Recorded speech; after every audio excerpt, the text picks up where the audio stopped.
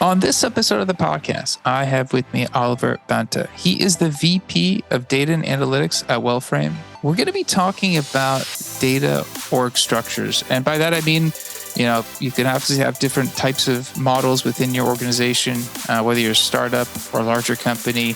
And how do you guys go back, refactor and account for ML and data ops? I mean, there's so much now going into these data teams that are becoming so complex. And I am excited, Oliver, to have you on to talk about this. Well, very excited to be here, man. Awesome, man. All right, let's start off at the top with two things. One, what does Wellframe do? And what are the responsibilities that you have as the VP of Data and Analytics?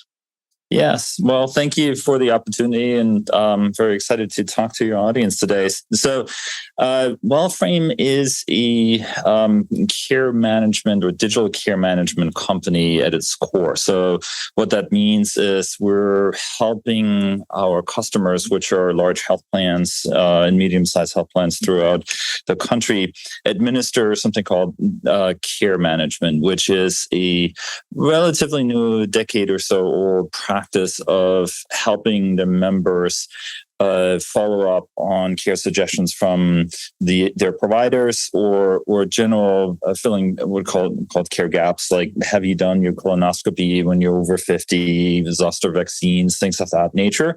And what we typically see today is that health plans have dedicated staff that actually follow up on that and call the members to say, it's like, hey, we see that you haven't really taken this vaccine or something along those lines, or gone see your doctor on this particular issue.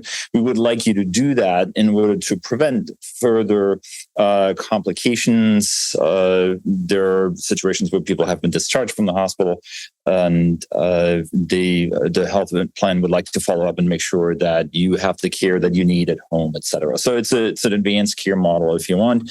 And we provide a digital environment for that. So it's an app that the member actually has in their hand to schedule medication reminders, schedule appointments, have readings, so articles about their particular condition or disease, that they're being educated and can therefore better take care of themselves. There's a plugin to biometrics as well, heartbeat, diabetes, things of that. Blood sugar level testing equipment, things of that nature. So that all goes in to the app, and then we have a dashboard on the health plan side that helps these care managers now track multiple members and allow a portfolio of members to be monitored and reach out to and interact with and help with.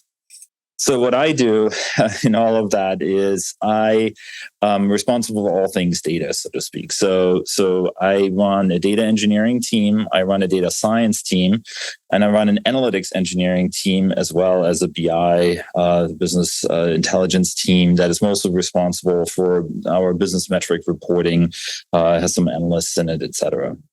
So I'll pause there for a second, since I know you talked a little bit about the pulling apart. Maybe we can go into that. Yeah, absolutely. And I guess, maybe before we start talking about, you got 4 different teams you manage. So obviously you've gone through this process of refactoring the team.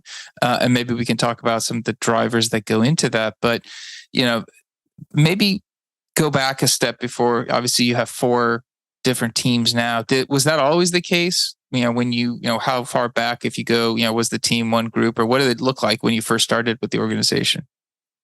So I've been relatively new to this particular organization here, so about 7 months. When I came to Wellframe, the focus had been a data science team ultimately, and then they had developed a capability that was sort of more of an analytics engineering team, meaning that there was the data modeling was and Looker dashboards is that's our platform that we use for visualization and reporting. That was done by a team that's was still part of it, what's called the data science team, but it effectively was somewhat of a different capability.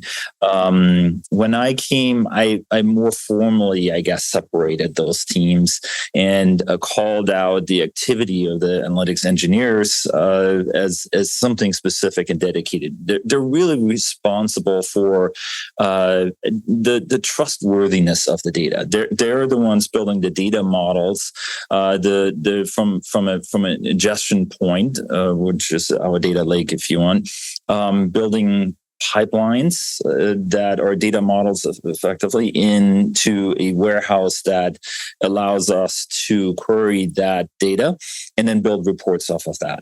And this data has to be trustworthy. So those analytics engineers have to know where the data comes from and are therefore concerned with both the movement of that data, but more so with the content of it. How do you how to aggregate it, and whether the numbers that we're getting out of the reports actually make any sense. So somebody needs to take responsibility for that. So that's the analytics engineering team. I wanted to call that out and therefore made them specifically a separate team under me than the data scientist team. Okay, that makes sense. So you broke that out. Obviously, specific drivers. When you were kind of, and I know you've only been there 7 months, and I know you've worked, different type of companies in the past. When you kind of look at the different ways you've experienced different teams being set up, what has been your experience with the different types of structures of the data team? Yeah, so I often see, particularly now as we're looking at to grow the team and looking at candidates, there's often a confusion with data engineering and analytics engineering.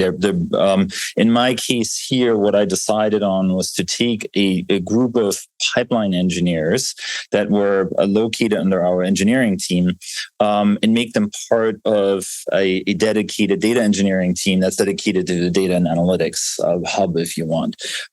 So take them out of engineering and make them part of the separate organization called data and analytics.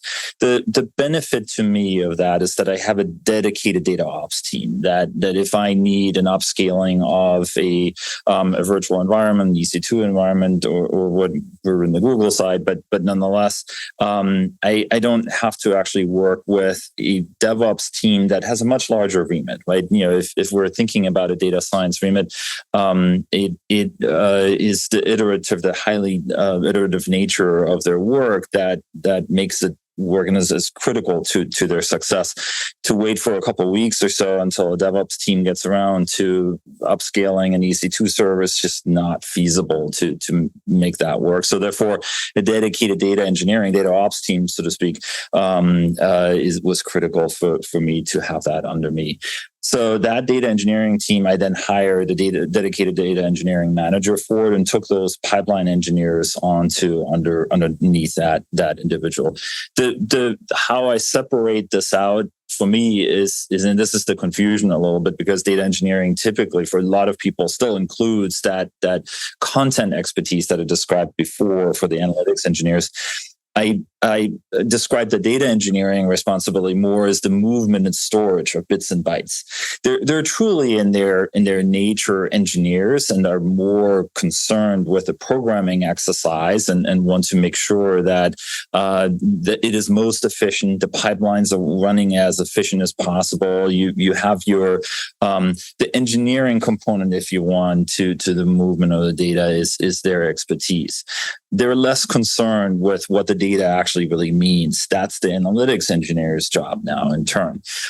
So I that had, in my experience, I had done this in a role before, worked well for us as a, let's say, medium-sized team or company, rather, where we have smallish teams, but with separate responsibilities. It's also a little bit of a recruiting tool for me, where I can focus on individuals that are more software programmers, but like to do that with data.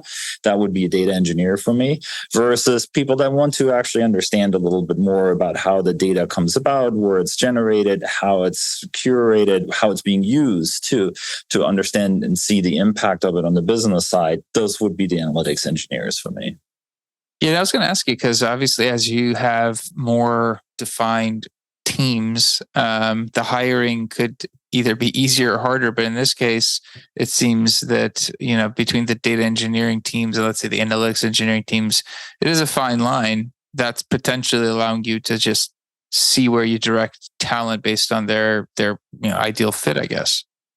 Yeah, it sometimes actually helps a little in the sense that I can direct them to either team. We're looking to grow both teams, so therefore there's always an opportunity to say, it's like, well, what really is your core interest? Where would you like to take your career? Do you want to become more technical, be more programming, or do you actually have an interest in becoming a little bit more focused on the particular industry that you sit in, become more of a data expert in that industry?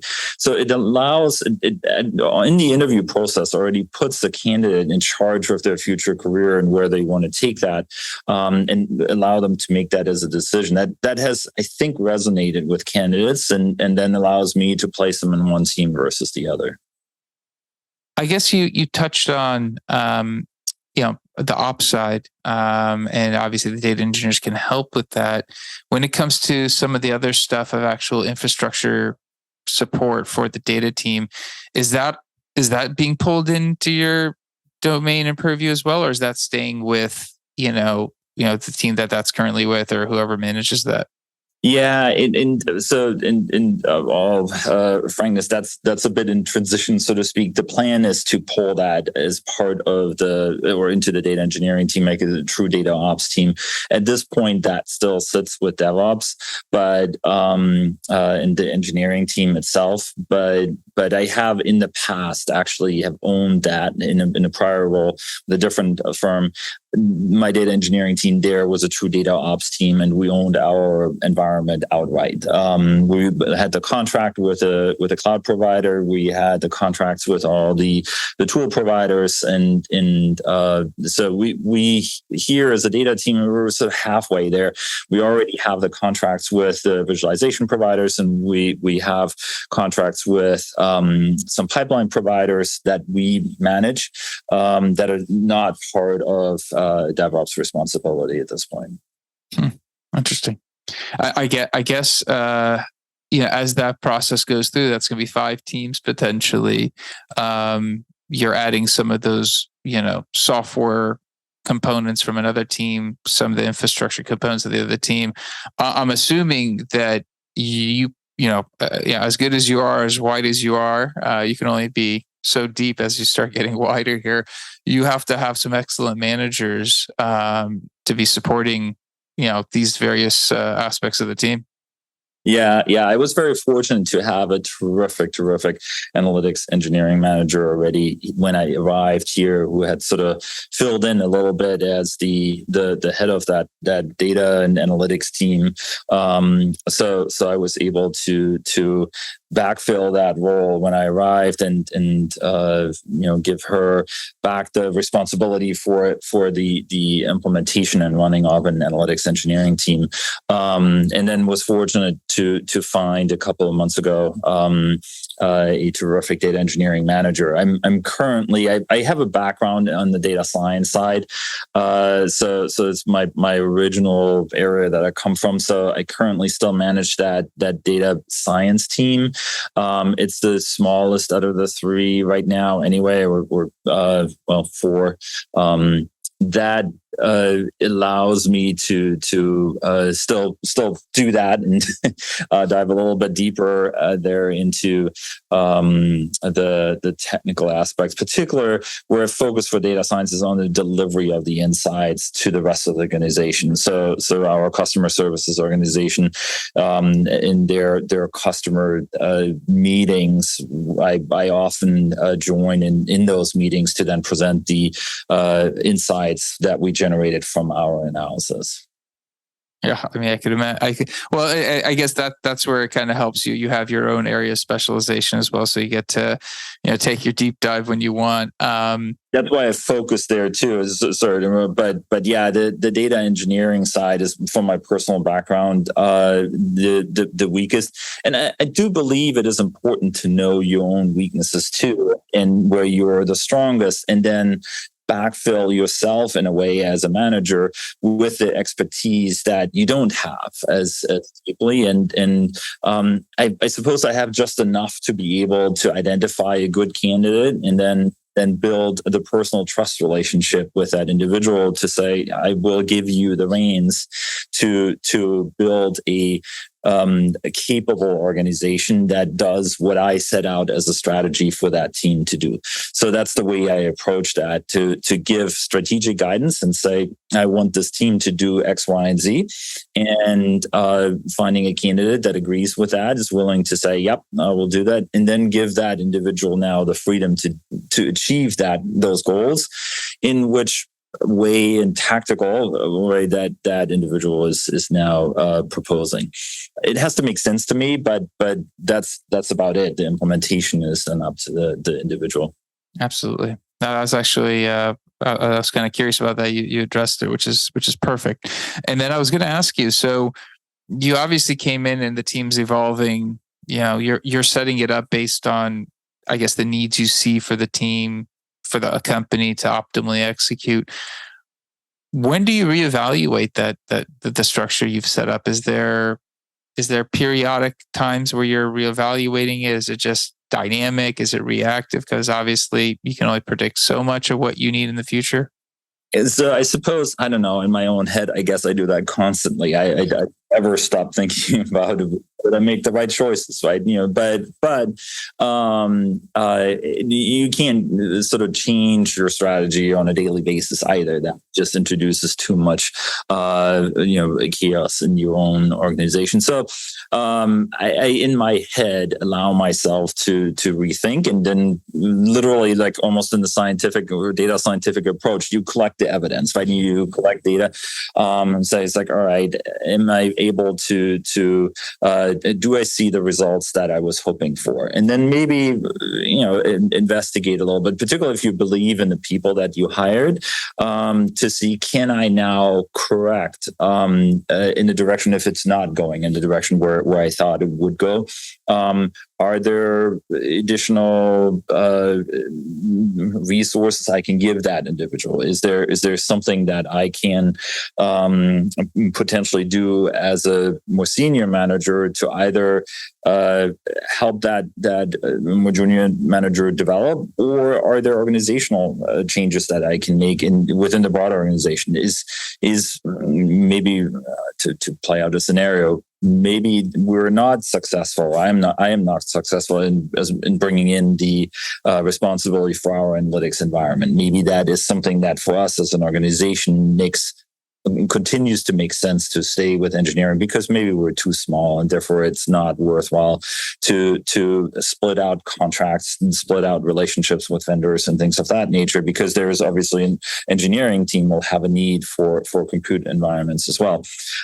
Could very well be. And then I have to be open and keep myself open to the change in that strategy and say, all right, well, this doesn't pan out. Maybe we don't take this on as a responsibility, and we have a million other things to do as data engineers anyway. So we'll just refocus a little bit.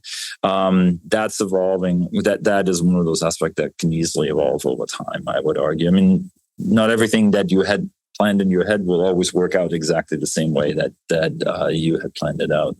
Absolutely. Yeah, I was going to actually ask you about that. So, other teams within the company might have maybe similar capabilities, maybe it's from an infrastructure standpoint, maybe other aspects, but having a team that's kind of more defined along the way that you have, how do you, I guess, collaborate with those other leaders to make sure, there's not redundancy, or if there is, you guys resolve that or potentially see some of those, areas? Yeah, it's a great question. And I actually have a pretty decent example here as well. So it's on the other side, if you want, with my business intelligence team. So it at this point I function there as the manager as well, because it's really just constitutes or exists of two people. One is a Salesforce administrator, is sort of the other side where we keep our business metrics, and the other one is an analyst. So we never had an analyst before within the organization. I felt strongly this was something that we actually should have, so we can stop having VPs, et cetera, type into Excel numbers to build reports and things of that nature. That's an analyst was kind of perfect for that role. It's kind of what they tend to do and tend to do well. and it, as I I brought this as a central function, right? I'm a hub function, if you want, and this BI team is a hub function. This analyst serves all our business teams: sales, marketing, customer service, operations. But some of these teams realized that they actually had a significant need for that as well. Maybe there's a bit of a strategic change in what some of their customer facing individuals, project managers, or the like are what their responsibilities are. So they started to think through an approach of hiring their own analysts, which I actually welcome. It's not about turf building or kind of fiefdoms or whatnot. It's to me, it's always about a capability build. It has to be a capability build for the organization, for Wellframe as a whole, not just for individual teams. That's why I hired the analysts in the first place, is supporting Wellframe as a broader company and all the different teams. So of course, I would be, and they approach me and say, would you help hire the individual? We're looking for somebody that's maybe a little bit more technical. And therefore, we don't know how to evaluate the technical strength of a candidate. Can you help? It's like, yes, of course, I will do that, because it benefits the entire organization. And it will stand next to and in parallel to my analyst that reports to my BI team and to me. But that is really just a nature of the reporting structure right now. It doesn't have to and will not forever be the nature of the work. There will be more and more work that comes, and I've seen this over the last couple of months,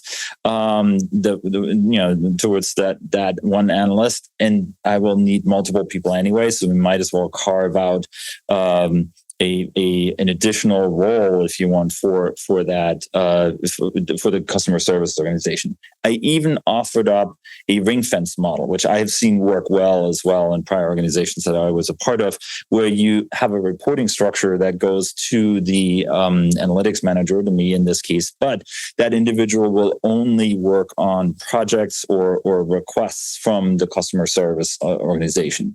That is a very viable model as well. You provide a cohort, a sort of family of analysts and technical individuals for that candidate, but you have the business dedication to one particular function within the organization. I've seen that work quite well. Interesting. I mean, it sounds like, if we revisit the topic in a year and a half's time, you'll have probably a whole different landscape, either a super mature team or you'll have probably refactor the team again based on needs. Yeah, it could be anything. It should be exciting. Yeah. Hopefully, we can have you back in some time to re-examine how the team and some of the decisions. I think that'd be awesome. I was going to ask you, I like to ask guests now if there's a topic or question they'd like a future guest to address. Yeah, so I am, as the former data scientist, if you want, I one of the things that we're still going to work on, and that will be on our future agenda, is an element of MLOps. We're a mid-sized firm, so how do you balance your capability build of insights versus MLOps, rather than having or multiple teams, so to speak, which we can't afford? Can you build this into one individual, two individuals? How do you structure a data science team that is both centered around insights and then MLOps? So that as a particular for mid-sized firms, that would be of interest to me, obviously. Awesome. That sounds actually like a good one. Could be helpful for multiple people to hear about. Also, if somebody does want to reach out to you about the podcast, or maybe they want to reach out to you and talk to you about your question particularly, is there a good way of getting a hold of you? Yeah, I'm pretty active on LinkedIn, or at least monitor that regularly. So if somebody wants to reach out via LinkedIn, maybe reference the podcast. Yes, there's lots of recruiters as well that are often reaching out. I will ignore you, but everybody else that's on asking on content, more than happy to have a follow-up conversation. Awesome. Oliver, thanks for being on. Thanks for sharing. Really interesting topic. I know a lot of data teams are, they're tackling this complexity in different ways. I appreciate you sharing your thoughts and how you've gone about it. Yeah, my pleasure. It was fun. Absolutely. Awesome. That's it for this episode. We'll be back again, different guests, different topic. So two things. One, if you can speak to the question about balancing those ML ops capabilities into your team and how that structure looks and how it probably evolves over time. Love to have you on because I think it's a topic a lot of people would like to hear about. Also, if it's something that you want to drop Oliver a note directly, feel free to do that. Otherwise, if you do find the podcast useful, please share it. That's how the podcast has grown, and we like to see that. That's it for today. I'll be back again. Thank you and goodbye.